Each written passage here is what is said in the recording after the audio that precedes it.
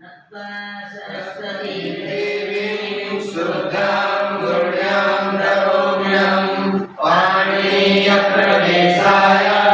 लघुसिद्धान्तकौमुदीं आयेयोन् त्रिविधिं एवं अय्योन् अयवन् गण यमगणनं झवयं भडदस् जवगणदस्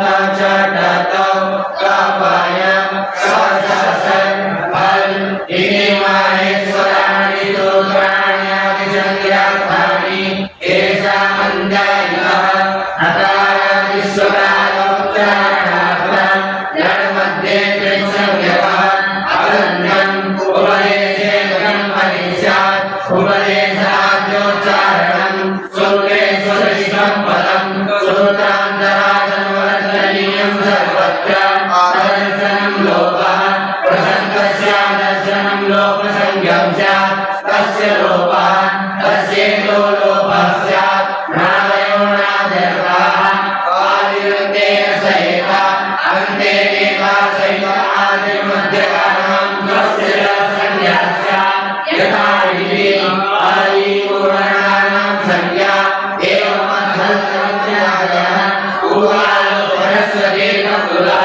ऊषा ऊषा ऊष्य वः कालयो यस्य सोत्तमादस्वदेककुलसंज्ञस्य स प्रत्येकपदार्थादिभेदेन स्मृतः वृक्षैर्दार्थः निरीचैर्दार्थः समाहारस्मृतः स न विभोति नासिकत्वाभ्यां दिवा मुखनासिकावचनोन्नासिका मुखसहितानिवयोच्चारिमाणो वर्णो नासिकसंज्ञस्य परिमितम् आयुः येषां वर्णानां प्रत्येकमष्टादशभेदाः निर्वर्णस्य द्वादशस्य भेदाभावः येषामपि द्वादशैषां दशभावः तुल्यास्य प्रयत्नं सवर्णम् आत्मादिष्टानमभ्यन्तरप्रयत्नस्य केन्द्रद्वयं यस्य येन तुल्यं तन्मिदः सवर्णसंज्ञस्य प्रेमैवर्ण्योर्मिदः सावर्ण्यं भाष्यम् अपूर्वविसर्जनीयानां वर्णः विशूयसानां तालु विभूरसानां मूला विभूरसानां गन्धा उपधर्माण्यानां भोजो यमवर्णानां नासिका च एतयोः मण्डलालु ओदौतोः मण्डोषं वरालस्य दन्तोषं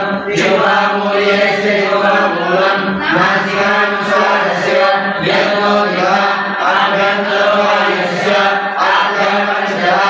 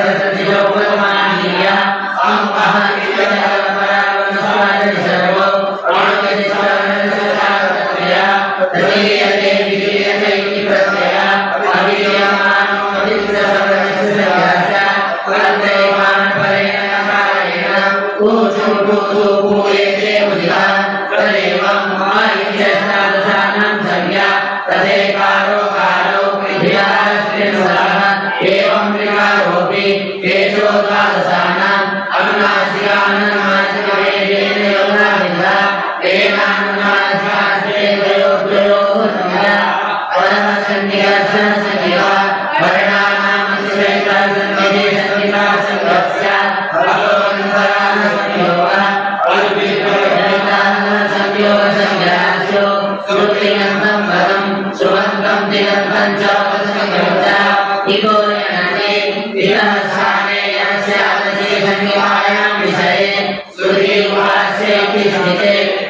नित्यदेशे पूर्वस्य सप्तमी देशेन विधीयमानं कार्यं वर्णान्तरेणाभ्यवहितस्य पूर्वस्य बोध्यं सानेन सरतमः प्रसङ्गे सति सतिशतमः आदेशस्य सुरवरवशेषाले अनधिक अतः पुनश्च लोके भास्तो तर्हि इति खबरस्य दिवेन पूर्वद्वयोगस्य जाते।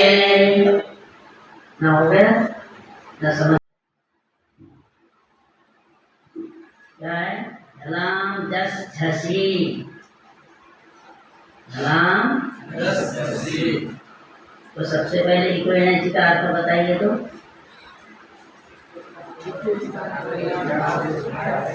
बिना सीखे बताइए। अच पर में रहने पर संहिता के विषय में एक के स्थान पर यण आदेश होता है। अच पर में रहने पर संहिता के विषय में तो एक के स्थान पर यण आदेश होना है। हाँ, अच पर में रहने पर एक के स्थान पर यण आदेश होते हैं। कहाँ होंगे? अच पर में रहने पर। इधर आओ, इधर का आगे बैठो। बुलाया ना तुम्हारे लिए बेटा, यहाँ के बेटा जो इधर उधर करते हैं उनको हम सामने बैठाते हैं।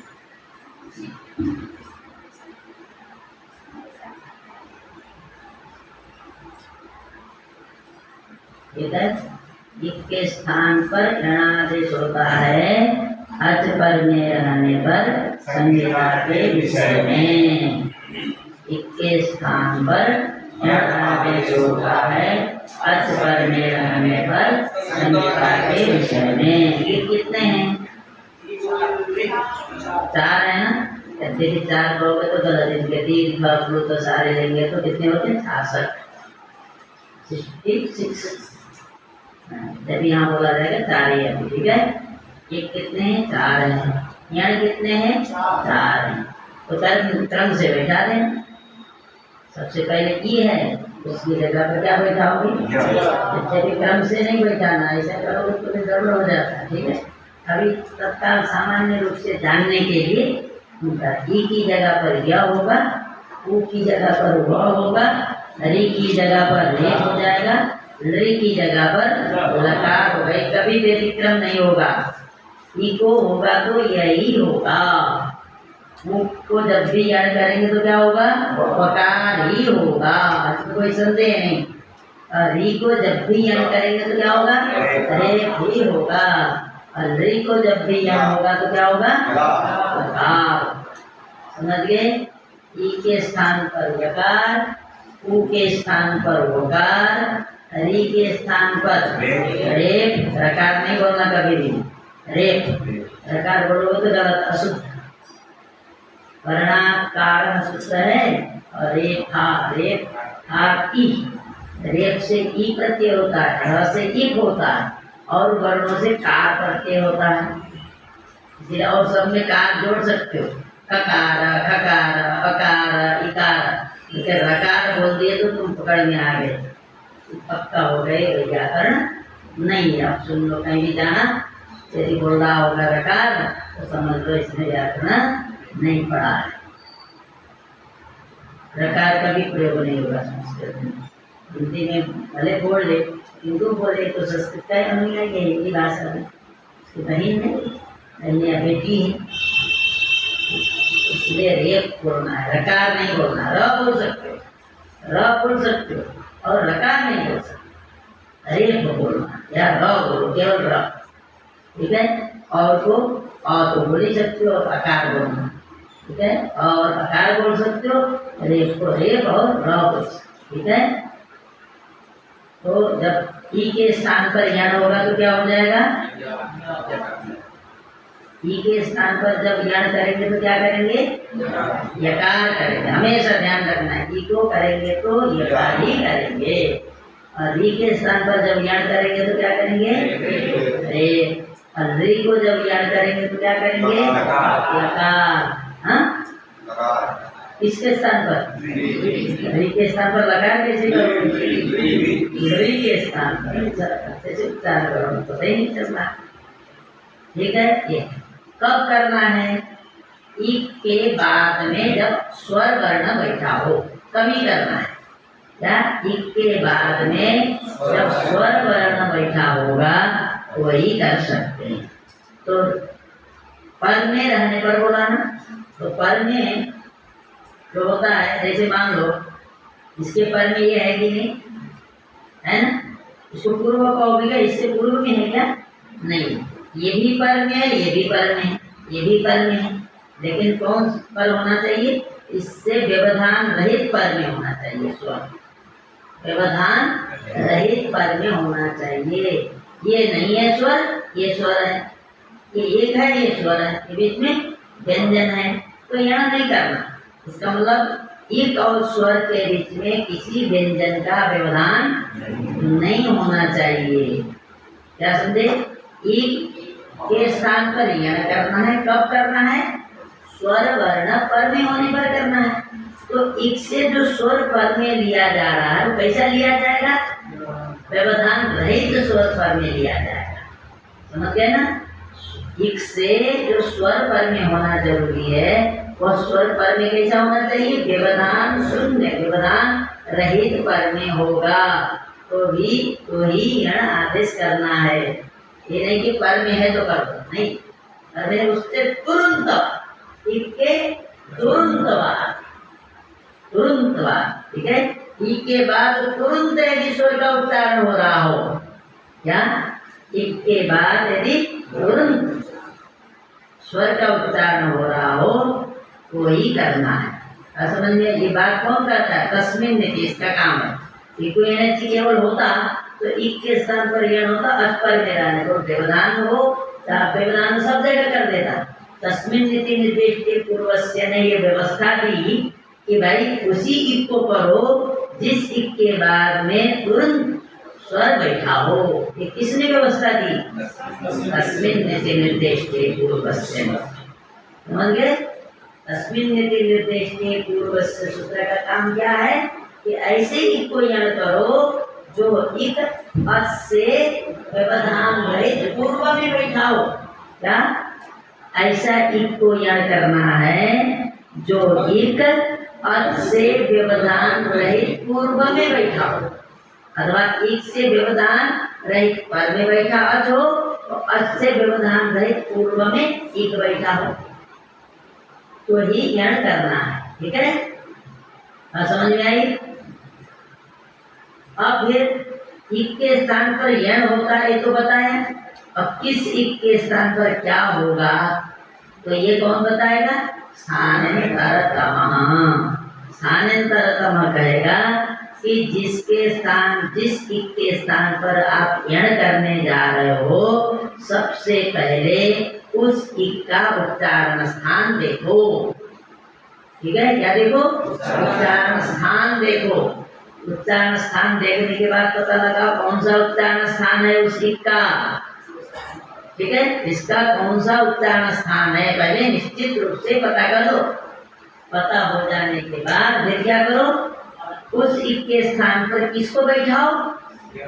जिस इक का उच्चारण स्थान तुमने पता कर लिया उसका जो उच्चारण स्थान है वही उच्चारण स्थान वाला जो यण होगा वही करेंगे, दूसरा नहीं करेंगे। समझ गए? सबसे पहले क्या करेंगे? इक के स्थान पर जब यण करना होगा तो हम सबसे पहले क्या करेंगे? इक का उच्चारण स्थान पता करेंगे। क्या करेंगे? इक का उच्चारण स्थान क्या है ये पता कर लेंगे। पता करने के बाद हमको पक्का हो गए अमुक का उच्चारण स्थान अमुक है। फिर हम देख लेंगे जो आदेश है यण उनका देख लेंगे। जो इक जिसके स्थान पर करना है उसका जो निश्चित हुआ उच्चारण स्थान वही उच्चारण स्थान जिस यण का होगा उसके स्थान पर उसी को बैठाएंगे। अब मान लीजिए ई के स्थान पर हमको यण करना है तो ई का उच्चारण स्थान हम पता करेंगे। सबसे पहले ई का उच्चारण स्थान क्या है? क्या है? तालु।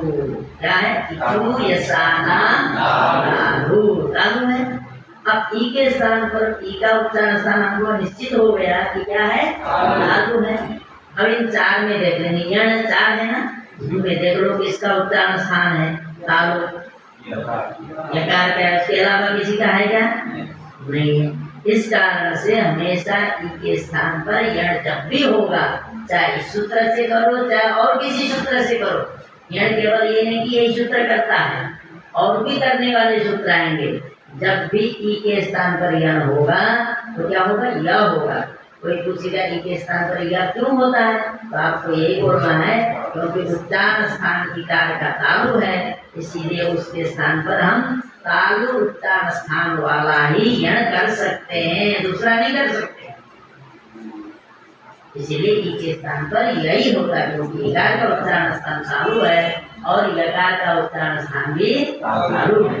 अब जब उकार के स्थान पर करना होगा तो क्या करेंगे? तो फिर देखेंगे उसका उच्चारण स्थान क्या है। क्या है उच्चारण स्थान? पद्मानियानाम ओष्ठ है, तो कुपद्मानियानाम ओष्ठ है। अब बताओ य व र ल में किसका है उच्चारण स्थान? ओष्ठ। और किसी का है? ये भ्रम में नहीं रहना, कंफर्म होना चाहिए। और किसी का है क्या? नहीं, इसका है वकार का ही है, ठीक है। ओष्ठ स्थान, ओष्ठ उच्चारण स्थान केवल वकार का ही है, इसलिए ऊ के स्थान पर जब भी हम यणादेश करेंगे तो क्या करेंगे? वकार करेंगे, ठीक है। और री का उच्चारण स्थान क्या है? मूर्धा। और मूर्धा उच्चारण स्थान वाला एक चार में से कौन सा है? रेप है, इसलिए री के स्थान पर हमेशा यण जब होगा क्या होगा? रेप होगा। क्या होगा? रेप होगा। और री का उच्चारण स्थान क्या है? दंत। अकेला हिंदी में बोलोगे तो दंता बोलोगे, दंत क्या है? दंत। तो दंत उच्चारण स्थान वाला कौन सा है? लकार है। या का है क्या? दंत। व का है क्या? रेप का है क्या? नहीं, इसका केवल लकार का ही है, इसलिए जब भी री के स्थान पर यण होगा तो वहाँ क्या होगा? लेकिन यण कब करेंगे ई के स्थान पर? तब करेंगे जब अर्थ जिसके परे रहते कहा जा रहा है उन दोनों के बीच में किसी का व्यवधान ई के स्थान पर यण करना अजबर में रहने पर, तो जिसके परे रहते कहा जा रहा है उसके और इक के बीच में किसी का व्यवधान, यह अर्थ कहाँ से आया? ये व्यवस्था किसने दी? तस्मिन् नीति निर्देशे पूर्वस्य ने बोलना, इसीलिए लगाना पड़ा। इसीलिए तस्मिन् नीति निर्देशे की आवश्यकता है, ताकि व्यवधान होने पर इक को यण न हो, व्यवधान न रहे तो ही इक के स्थान पर यण हो, इसके लिए तस्मिन् नीति निर्देशे पूर्वस्य। ये जो व्यवस्था देने वाले जो सूत्र होते हैं वो क्या होते हैं? ये होते हैं नियम ज्ञानमय परिभाषा। क्या सूत्र होते हैं? परिभाषा। अनियमे नियमकारिणी परिभाषा। देखिए, अनियमे नियमकारिणी परिभाषा।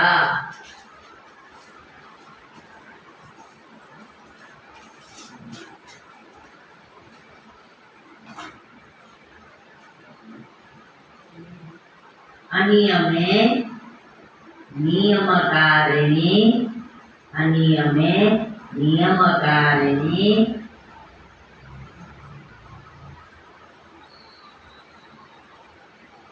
नियमकारिणी परिभाषा।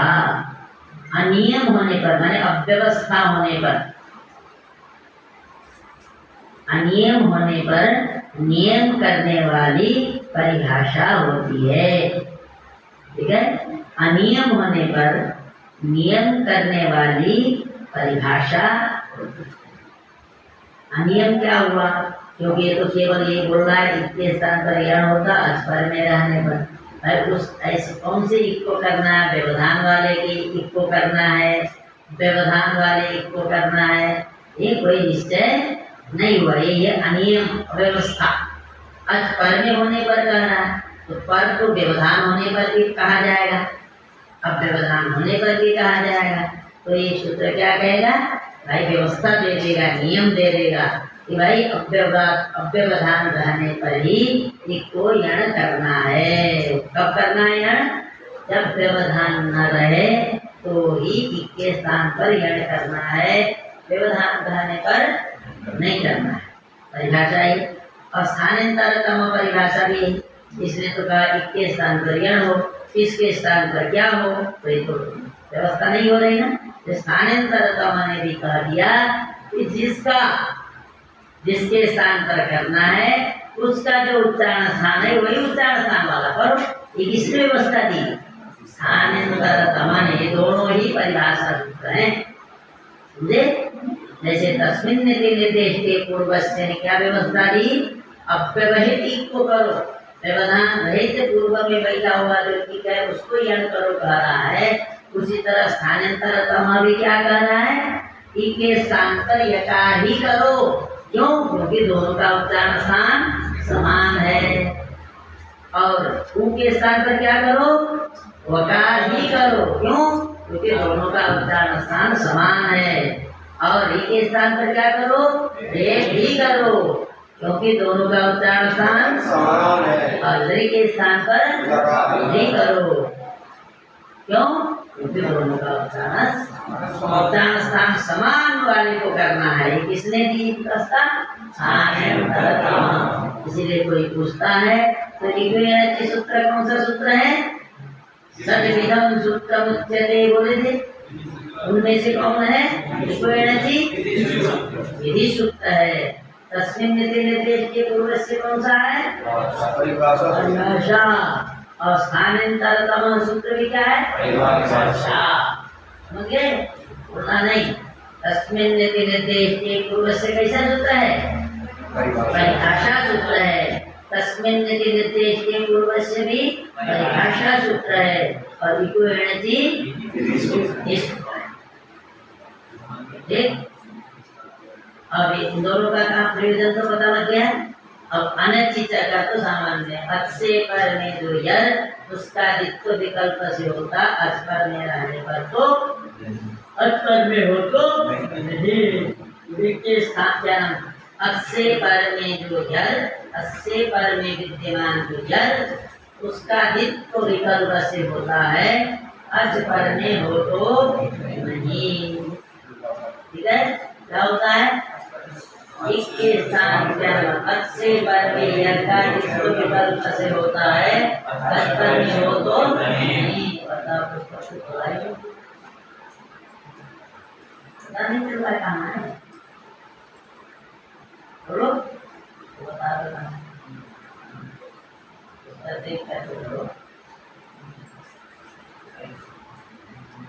क्या नाम? अच से पर में यर का अच भी प्रत्याहार है, यर भी प्रत्याहार है। ठीक है? अच से पर में विद्यमान यर का जित्व विकल्प से होता है, अच पर में हो तो नहीं। अच से पर में विद्यमान यर का जित्व विकल्प से होता है, अच पर में हो तो नहीं। ठीक है? इसका मतलब पहले तो अच हो लेकिन बाद में अच नहीं हो। बीच में यर को बैठाओ, उस यर के पहले क्या हो? अच हो, लेकिन उसके बाद में अच न हो तो ही जित्व करना है। ठीक है? बाद में हल हो तो भी जित्व कर देना है, और नहीं है कुछ भी नहीं है तो भी जित्व कर देना है। ऐसा अर्थ कैसे आता है? तो उसमें अनचिचा की महिमा है। अनचिचा में नए समास है। नए समास दो प्रकार के होते हैं। नए दो समाख्या तो अरुदास प्रसज्जको, अरुदास सत्रिग्राही प्रसज्जस्तु निषेधकृत। ठीक है? ये समझ लो। क्या हो? अच से पर में यर है तो उसका जित्व हो जाता है। अच पर उस यर के बाद में यदि अच बैठा हो तो नहीं होता है। ठीक है? अच के बाद में यर हो लेकिन यर के बाद में अच ना हो। यर के पूर्व में तो अच हो लेकिन यर के बाद में स्वर, ठीक है, स्वर न हो कोई आपको जित्व। यर में कौन? केवल और छूटा, बस सारे यर क्या छूटा? और यर नहीं है, और का जित्व नहीं करेगा और सारे का जित्व कर सकता है। यार आया या शुरू हुआ ऐसे स चले जाओ। सारे व्यंजन आ गए केवल आपको छोड़कर, आपको छोड़ करके सारे व्यंजन क्या है ज्ञान है, मतलब किसी का भी कर सकता है आपको छोड़कर। ठीक है, चलिए ये तो कल हुआ था यहाँ तक। झलाम जस झसी अर्थ बढ़िया से समझेंगे तो प्रयोग जब बनाएंगे तो आपको कुछ हमको समझाना ही नहीं पड़ेगा, आप लोग को ध्यान है। झलाम जस झसी, झलाम जस झसी, झलाम जस झसी, झलाम षष्ठ्या बहुवचनान्तम, जस प्रथमैकवचनान्तम,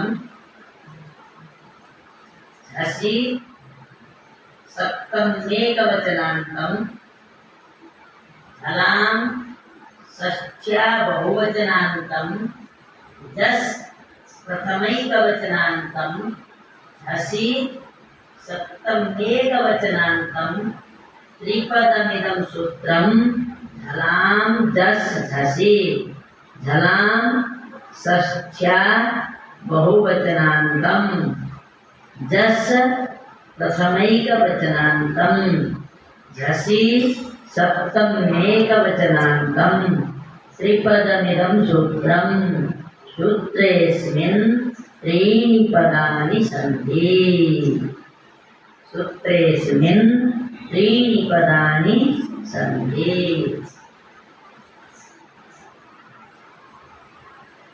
झल के स्थान पर जस आदेश होते हैं, जस प्रत्याहार पर में रहने पर। झल के स्थान पर जस आदेश होते हैं, झस प्रत्याहार पर में रहने पर। झल के स्थान पर जस आदेश, जस में ताला बेसर, जस आदेश होते हैं, झस प्रत्याहार पर में रहने पर। झल के स्थान पर जस आदेश होते हैं, झस प्रत्याहार पर में रहने पर।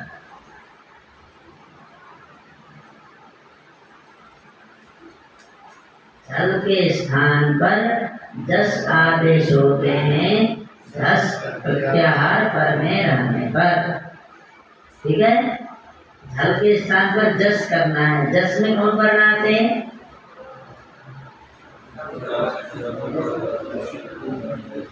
चतुर्थ वर्ण आते हैं। वर्ग के चतुर्थ वर्ण कि नहीं? चतुर्थ आते हैं, तृतीय तृतीय च छ ज, तृतीय वर्ण आते हैं सारे। ज ब ग ढ द, ज ब ग ड द कौन आए? हर वर्ग के तृतीय अक्षर। क वर्ग का तृतीय कौन है? ग। जब ग आया कि नहीं आया? च वर्ग का तृतीय क्या है? च है ना। जब ग शुरू में ज।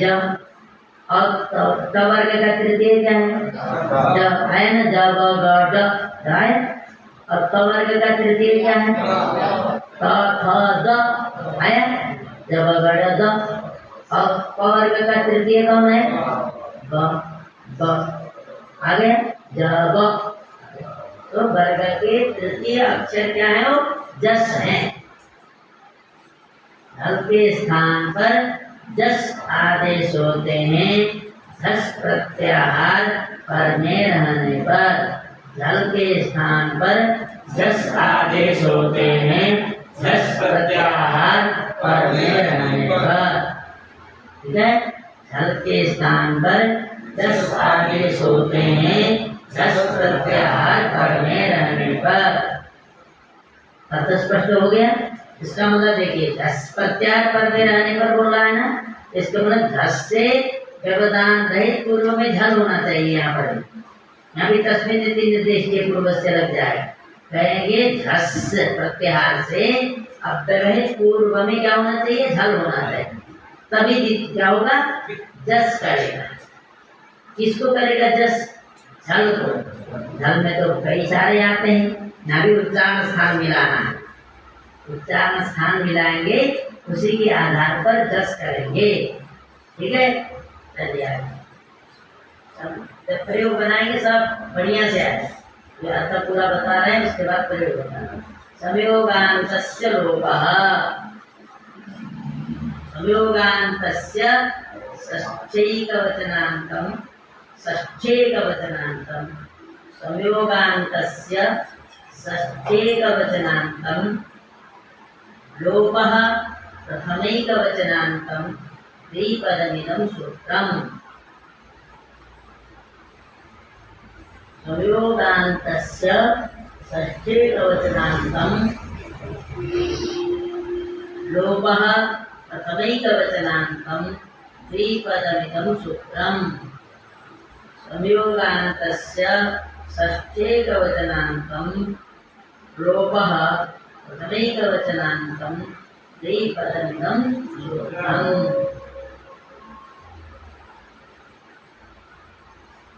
संयोगांत पद का लोप होता है।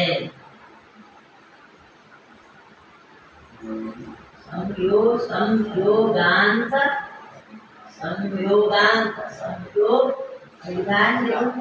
संयोगांत नहीं लिखा, संयोगांत से लिखा। संयोगांत पद का लोप होता है। ऐसा पद जिसके अंत में संयोग हो, उस पद का लोप होगा। क्या संयोगांत पद का लोप होता है का मतलब, पद तो संयोगांत भी होते हैं, संयोगांत भिन्न भी होते हैं, लेकिन ये किसका लोप करेगा, जिस पद के अंत में संयोग होगा, जिस पद के अंत में संयोग होगा उस पद का लोप करना है। ठीक है, जिसके अंत में संयोग, संयोग मतलब कम से कम जो व्यंजन, और संयोग पढ़े हो ना पहले से, पहले व्यंजन में स्वर न हो, दूसरे वाले स्वर लगा भी हो, तो हम क्या कहेंगे उसे, संयोग कहेंगे। ठीक है, संयोगांत पद का लोप होता है, तदंत से इसका अर्थ नहीं। ठीक है, इसको लिखने की जरूरत नहीं।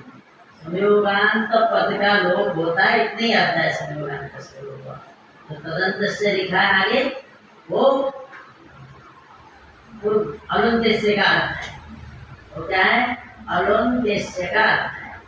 तो आप यहाँ क्यों लिखा, इसका कुछ प्रयोजन नहीं, यहाँ नहीं लिखा। क्योंकि जब होता है, जब आप ऊपर पहुंचोगे पढ़ते पढ़ते, तो कहते विधि सूत्र के साथ ही मिल करके परिभाषा सूत्र अर्थ करते हैं, अलग अर्थ नहीं करते, मिल करके अर्थ किया, इसलिए ऐसा लिखा। लेकिन अभी ये बात जानने की जरूरत नहीं, जानने के लिए थोड़ा क्लिष्ट हो गया। अलुन्देश्य, अलः षष्ठैकवचनान्तं, अलः षष्ठैकवचनान्तं, अन्त्यस्य षष्ठैकवचनान्तं द्विपदमिदं सूत्रम्।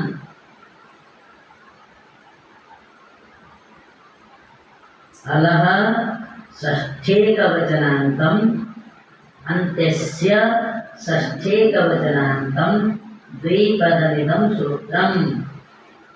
अलः षष्ठैकवचनान्तं, अन्त्यस्य षष्ठैकवचनान्तं द्विपदमिदं सूत्रम्। अलः षष्ठैकवचनान्तं, अन्त्यस्य षष्ठैकवचनान्तं द्विपदमिदं सूत्रम्। षष्ठ्यंत पद के निर्देश से षष्ठ्यंत पद के निर्देश से किया जाने वाला आदेश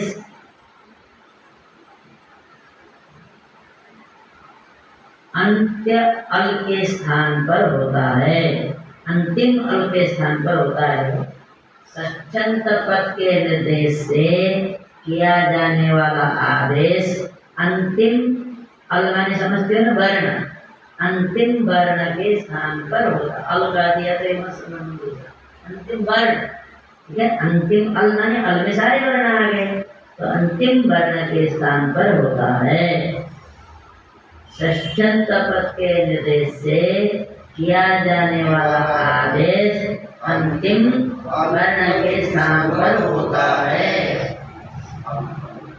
तो इसका मतलब संयोगांत पद का लोप होता है, बोल रहा था ना, जो बोल रहा था वो संयोगांत पद पूरे का लोप नहीं होगा, क्या होगा, अंतिम वर्ण का होगा। उसके लिए कहा संयोगांत से ने कह दिया था कि पूरे पद का, कैसे पद का लोप हो, जिसके अंत में संयोग हो, ऐसे पद का लोप हो। तो पूरे पद का लोप करने जा रहा था, फिर अलुंत से आया, इसने कह दिया ना अंतिम वर्ण का लोप होता है, पूरे का नहीं कर सकते, इसका लोप होगा अंतिम वर्ण का, बता दिया। संयोगांत को सीमित करने के लिए, उसके क्षेत्र बहुत बड़ा है, उस क्षेत्र को कम करने के लिए अलग से सूत्र है।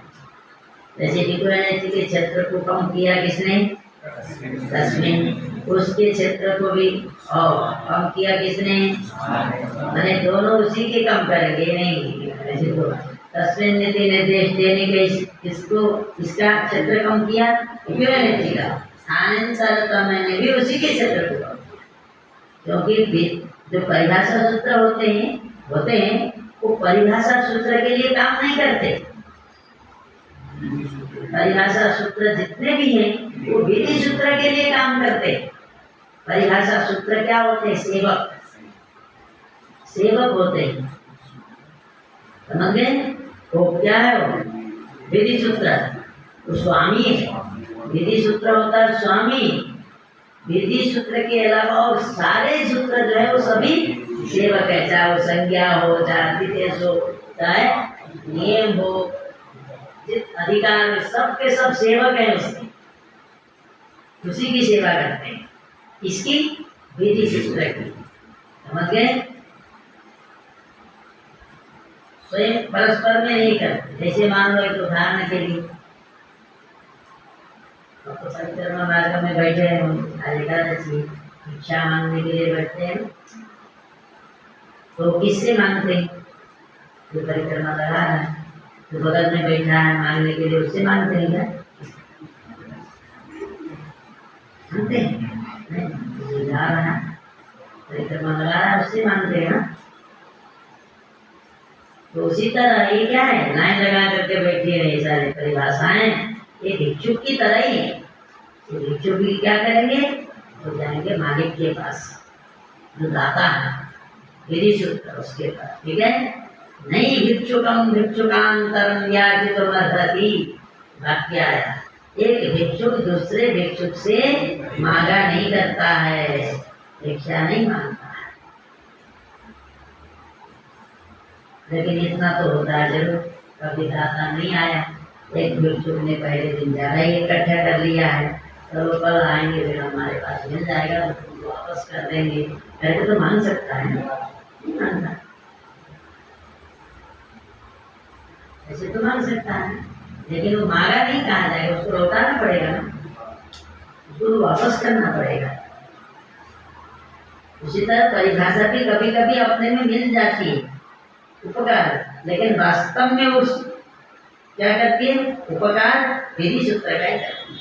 कभी कभी मिलना, जैसे वो हमने उदाहरण दिया ना, एक भिक्षुक दूसरे भिक्षुक से भी कभी कभी तो कोई आया नहीं, दाता नहीं मिला, भूखा है, तो कल खिलाएंगे, हमारे पास कभी आएगा, ये परिस्थिति होगी तो भी खिलाएंगे, इस रूप में,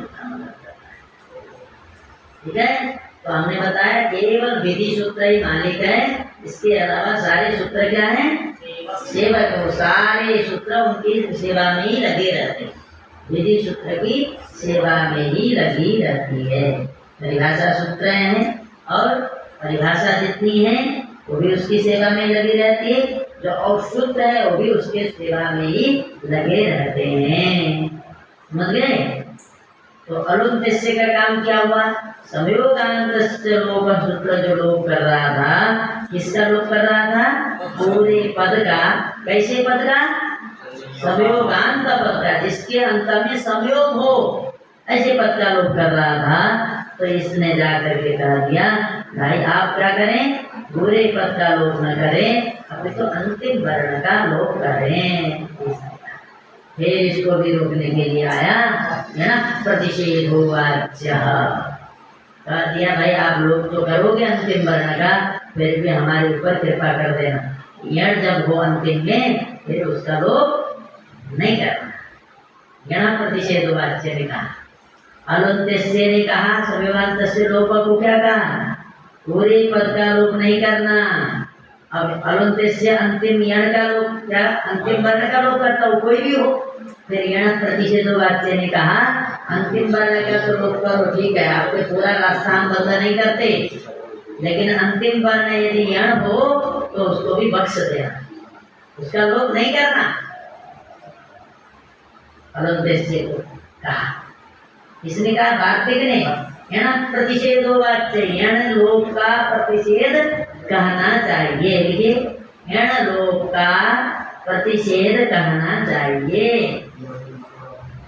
यण लोप का प्रतिषेध कहना चाहिए।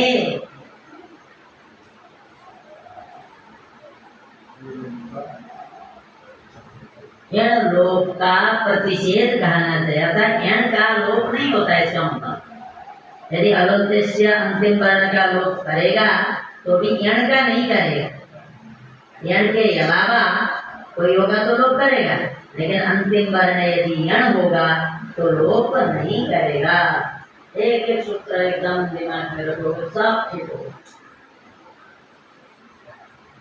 अंतिम यण वर्ण होगा, यण वर्ण हो तो उसका लोप नहीं करेगा। अलुन्त्यस्य निश्चित हो गए, कभी भी यण का लोप नहीं करेगा। हाँ? उसके बाद कोई ना हो।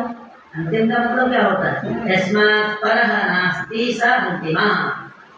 अंतिम क्या होता है? जिसके बाद में कोई वर्ण नहीं है वो अंतिम है। आदि किसको बोलते हैं? तस्मात् पूर्वः नास्ति, जिसके पूर्व में कोई नहीं है वो आदि हो गया, जिसके बाद में कोई वर्ण नहीं है उसको कहेंगे अंतिम।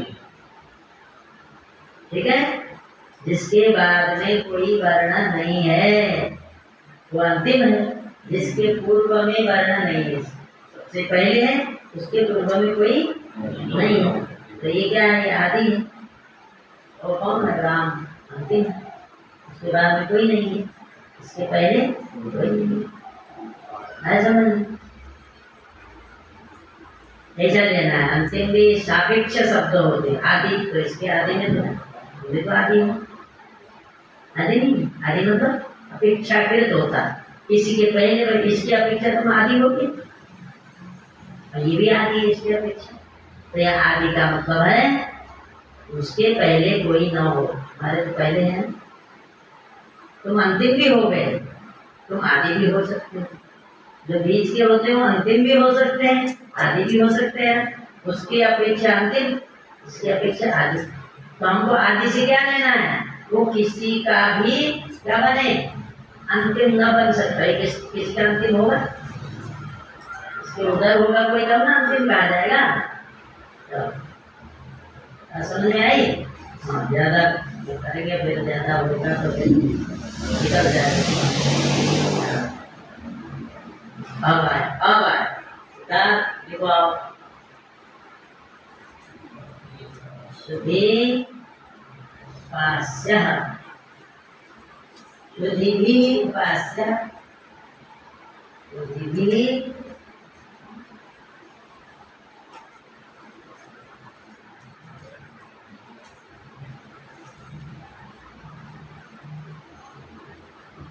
आपका बढ़िया से आ जाए तो प्रयोग दिन आ जाएगा। हमारा दोस्त चला गया, इसका भी कोई एक दिन आया था, कहाँ चला गया? हमारे साथ नहीं जाते,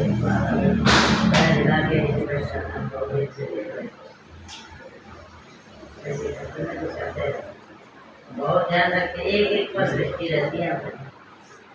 इसको ही पता लग जाता है किसको समझ में आ रहा है किसको नहीं आ रहा। कई लोग ऐसे होते हैं ना, वो समझते कि हम कुछ समझ रहे हैं ऐसा, तो उनके मन में ऐसा रहता है, लेकिन हम पता करते हैं, उनको पता लग जाता है कि इसको कितना समझ में आया। किसी का स्वभाव होता है वो दूसरे से अज्ञ नहीं बनना चाहते, लेकिन वो कभी जिंदगी में आगे नहीं बढ़ सकता। यदि कुछ सीखना है हमेशा अपनी कमी स्वीकार करो, कमी स्वीकार नहीं करोगे कभी भी आगे नहीं बढ़ोगे। एक सूत्र है, छोटे बन के जाओगे तो बहुत कुछ मिलेगा, बड़े बन करके जाओगे तो कुछ नहीं मिलेगा। और दूसरी बात, कष्ट भी होगा, तुम अपने को तो बड़ा मानते हो और तुमको नीचे बैठा दिया गया तो उसी में कष्ट हो, दुख होगा। तुम अपने को छोटा ही मानते हो तो नीचे बैठा दिया तो कोई असर नहीं, और अपने को छोटा ही मान रहा, नीचे बैठा दिया कोई फर्क पड़ा। इसीलिए कभी भी बड़ा मत करो, बड़ा बनने का प्रयास मत करो। दूसरा मानता है अलग से, भूल से किसी मानता है अलग से, कभी भी बड़ा नहीं बनना, स्वयं को बड़ा नहीं मानना चाहिए, हमेशा छोटा।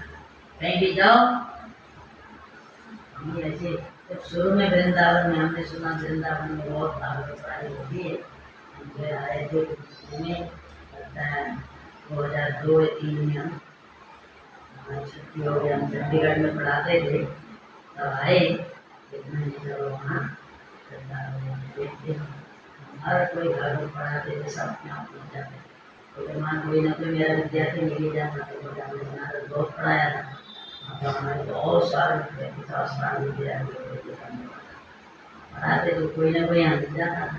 फिर मैंने उसको पहले बता दिया तो मिल जाते थे, ताकि वहाँ नहीं बोलना बोल दिया और सामने पढ़ा दिया, उनको पहले हमने समझा दिया।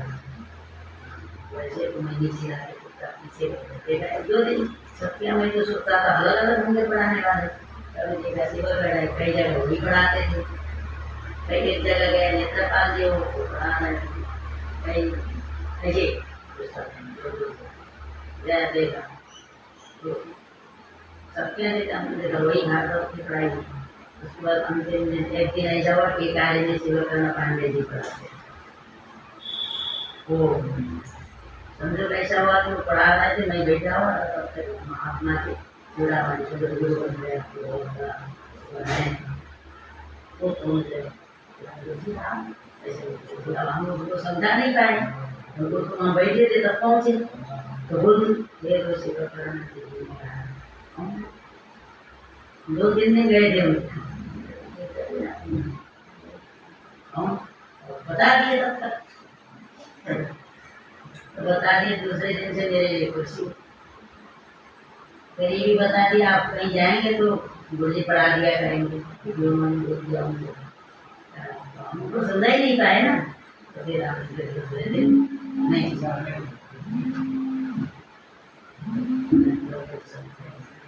पढ़ाने का मतलब जब हम नीचे बैठे थे कोई नहीं पहचान रहा तब हमको आनंद आ रहा था, जब हमारे सब कुर्सी लगी वहाँ करके गए तो फिर समझ गए।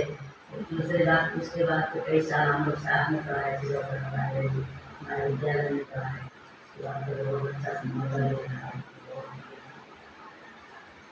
इसी समय हम धर्म संघ पढ़ाने के लिए भी कहा गया तो मनेश्वरी से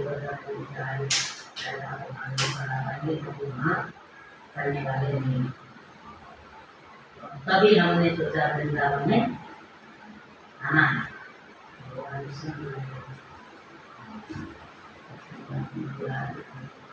कहने के इसीलिए उदाहरण दिया कि आपको हमेशा कुछ सीखना है, आप हमेशा छोटे बड़े आप बनने से नहीं होते, आपके गुण स्वभाव उससे उसके कारण आप बड़े होते, दूसरे लोग बड़े, ठीक है। क्या लिखा है? शुद्धि भी उपास्य, शुद्धि भी क्या उसका आवाज नहीं सुनाई तो देता हूँ। सुधिभिः उपास्यः। हाँ? हमारी जोर से बोलना है, गला नहीं होता है। हाँ, तो माइक लगा तो भी जोर से बोलना होता है। विद्यालय में जोर से बोलना पड़ता है ना।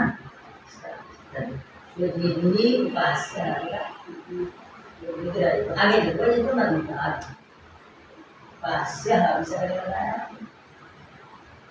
आगे विग्रह शुद्धि शुद्धोपास्य का विग्रह क्या होगा? शुद्धिभिः उपास्यः।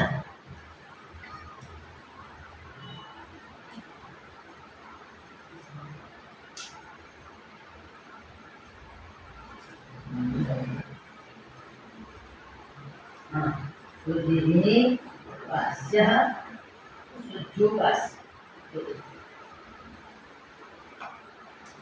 शुद्धि माने शोभनाधि यस्य स शोभनाधि येषां ते शुद्धयः। शोभनाधि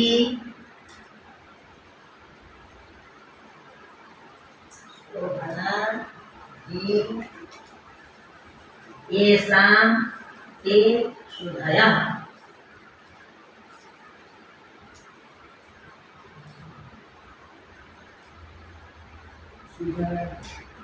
शुद्धयः तैः शुद्धिभिः। जिसकी बुद्धि अच्छी है उनको क्या कहा जाएगा? शुद्धि। शुद्धयः बहुत सारे विद्वान। जिसकी बुद्धि अच्छी होगी उन लोगों को क्या कहा जाएगा? विद्वान कहा जाएगा। विद्वान किसको कहते हैं? जिनकी बुद्धि अच्छी होती। तो बुद्धि अच्छी किस होने से ही विद्वान हो जाएगा। बहुत से बड़ी बड़ी बुद्धि अच्छी है लेकिन उस बुद्धि को लगा कहाँ देते हैं? बेकार चीज में लगा देते हैं। क्या वो विद्वान है? तो अब विद्वान माने अच्छी बुद्धि कौन सी है ये कहा जाएगा, उसका विश्लेषण करना है। अभी तो ये क्या शोभना येषां ते शुद्धयः तैः शुद्धिभिः उपास्यः शुद्धोपास्यः।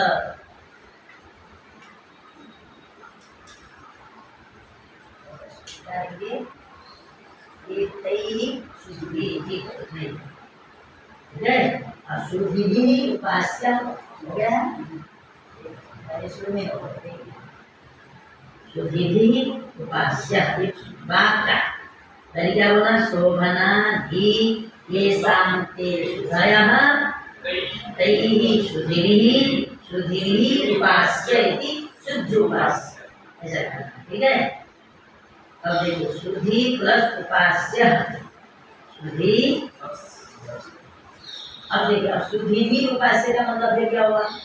शुद्धिभिः माने विद्वान हुए, जिनकी बुद्धि अच्छी है उनको कहा जाएगा विद्वान।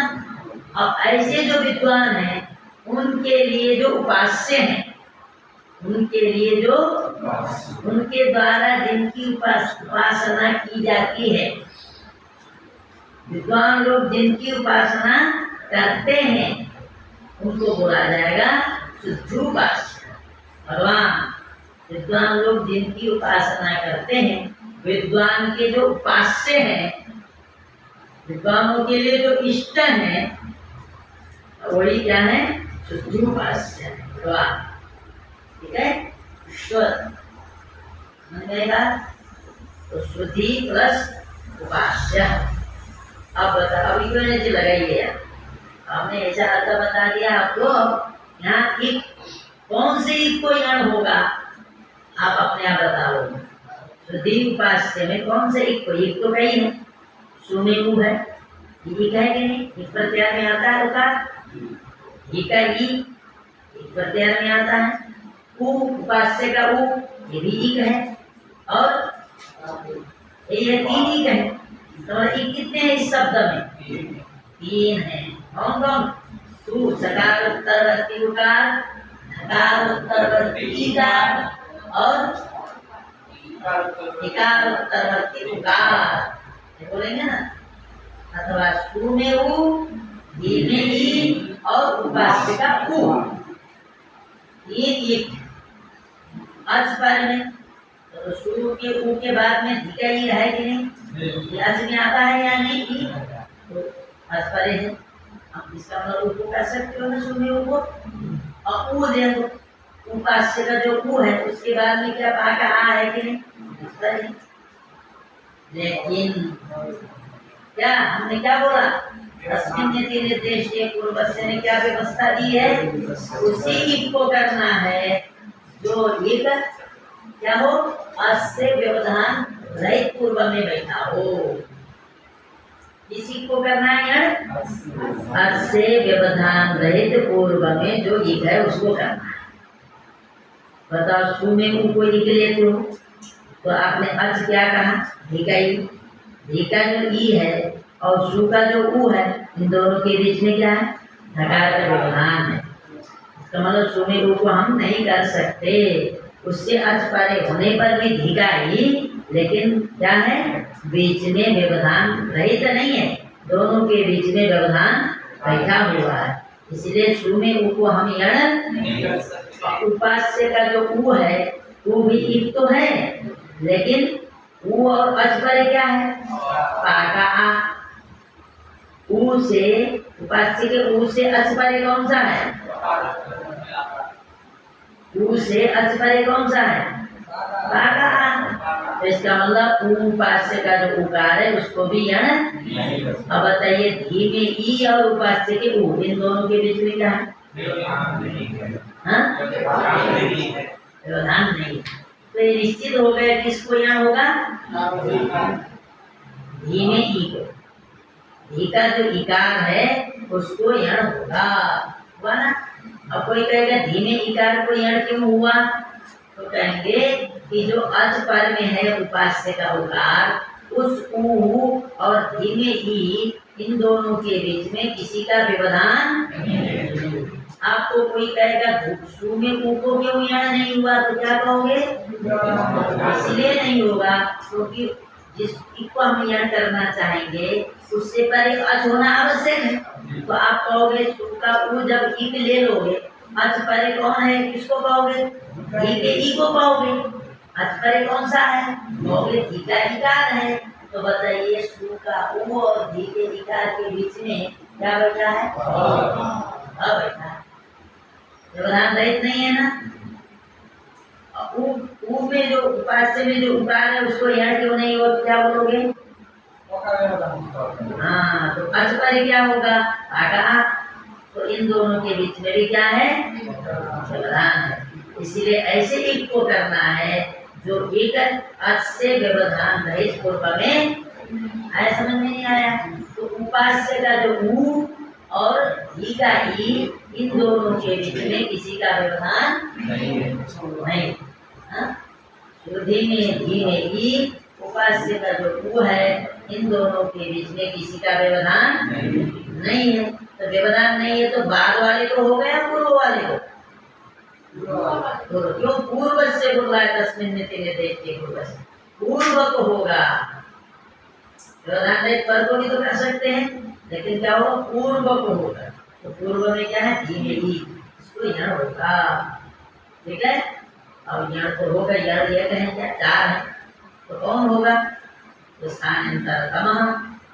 स्थानांतरतम क्या करेगा, उच्चारण स्थान देखेंगे। धी का जो इकार है उसका उच्चारण स्थान क्या है, तालु। तालु है तो तालु उच्चारण स्थान वाला यण क्या है, इसको और आपको बताएंगे।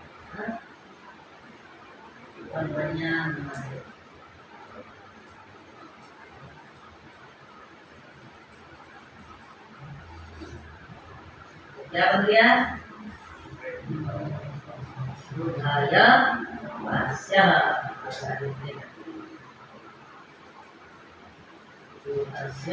एक अच्छे से समझेंगे। अभी हम तस्मिन् नीति निर्देश का पूरा अर्थ समझाएंगे। अभी तो सीधा काम बता दिया, इसका जो है सप्तमी निर्देश विद्यमान कार्य मतलब क्या है, ठीक है।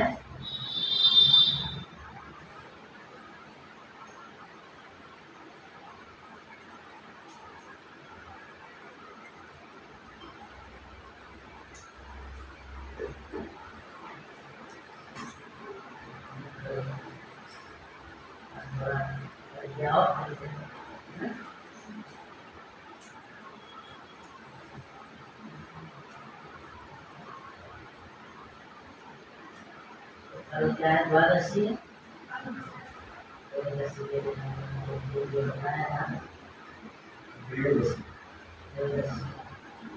त्रयोदशी के दिन चले जाओ।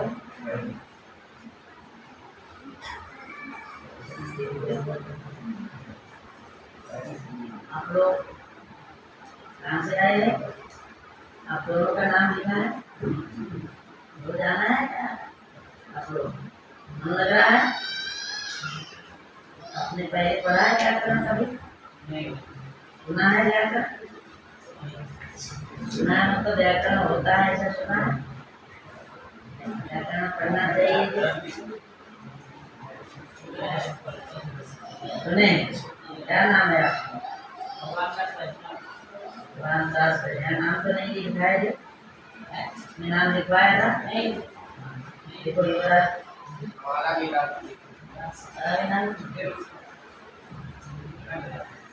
सीधे लिख रहे हैं, नाम लिख के नंबर लिखेंगे, यहाँ पे तो नंबर कौन लगाएंगे, फिर इसको भेज देंगे और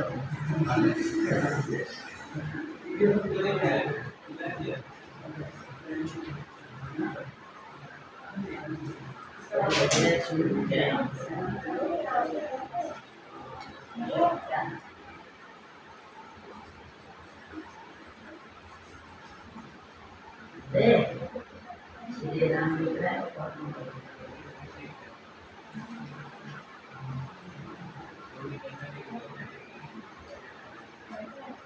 कितने साल से जाते हो यहाँ? अभी 1 महीने हुए। 1 महीने। कहाँ रहते हो?